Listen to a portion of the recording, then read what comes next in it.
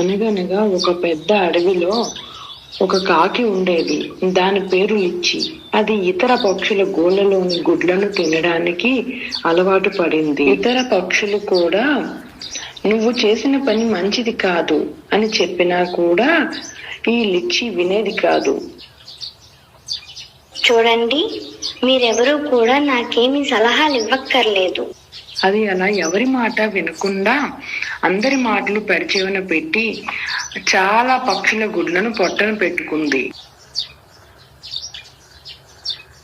ఆ గ్రామానికి కొన్ని పక్షులు వలస వచ్చాయి.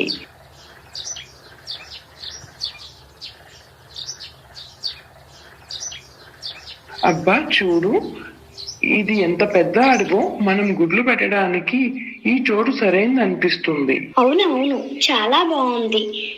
ఈ చెట్టు చూడు ఎంత పెద్దగా ఉందో. మనం మన గుడ్లను ఇక్కడే పెడదాం. అలా ఈ వలస వచ్చిన పక్షులు వాటిలో అవి అనుకొని అక్కడ గుడ్లు పెట్టడం మొదలు పెట్టాయి. గుడ్లను పెట్టిన తర్వాత ఆ గుడ్లను గూడులో పెట్టి ఆ వలస పక్షులు ఆహారం కోసమై వెళ్ళసాగాయి.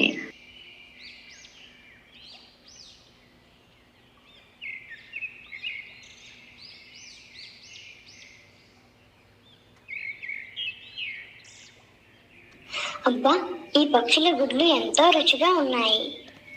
మొత్తం పట్టుకెళ్ళిపోతాను. మొత్తం నేనే తింటాను.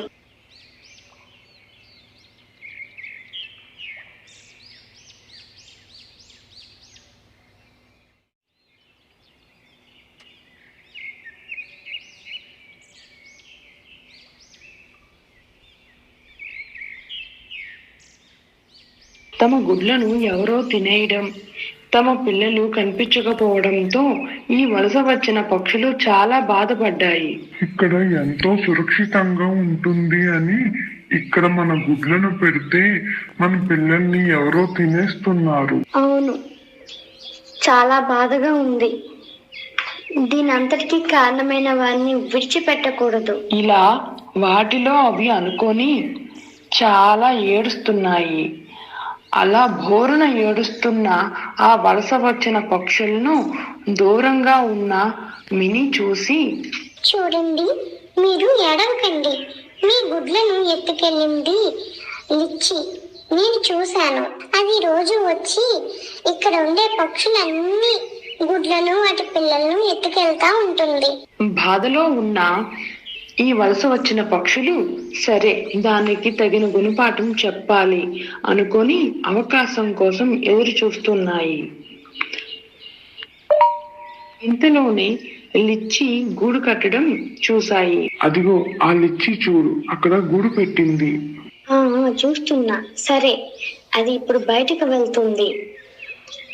అప్పుడు మనం ఆ గూడు మాయం చేయాలి.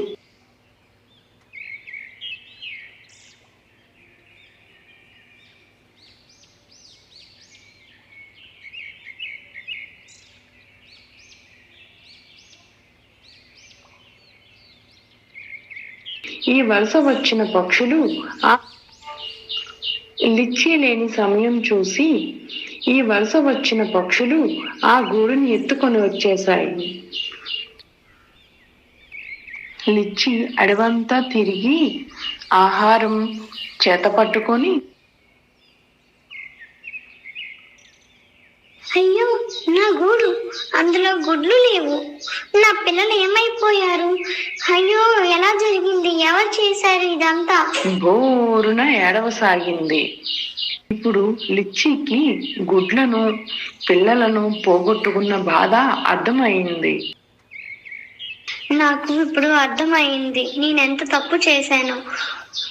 తోటి పక్షులు చెప్తున్నా కూడా నేను వినకుండా ఒకరి గుడ్లను పిల్లలను నేనే తినేశాను. అయ్యో, ఆ తల్లులు ఎంత బాధపడ్డాయో. నాకు దేవుడు తగిన శిక్ష వేశాడు. నాకు నా పిల్లల్ని దూరం చేశాడు. పశ్చాత్తాపడింది.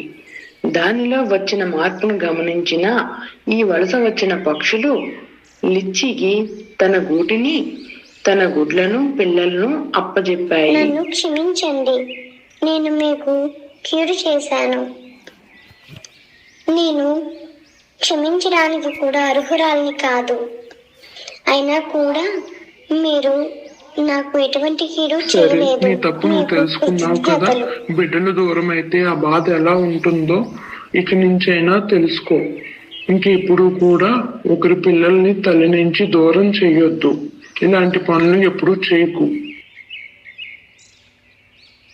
లేదు లేదు, నన్ను క్షమించండి. నేను నిజంగా మిమ్మల్ని క్షమాపణలు కోరుతున్నాను. నాకు బుద్ధి లేక చేశాను ఈ పని. ఇంకెప్పుడు కూడా చెయ్యను. చాలా పశ్చాత్తాపడుతున్నాను. నన్ను క్షమించండి. ఇప్పటి నుండి అది కష్టపడి ఆహారం సంపాదించుకోవడం ప్రారంభించింది. ఈ కథలోని మనకి నీతి ఏంటంటే, మనం ఎవరికి కూడా కీడు చేయకూడదు. ఎవరైనా మనకు కీడు చేసినా కూడా వాళ్ళకి మనం మేలే చేయాలి.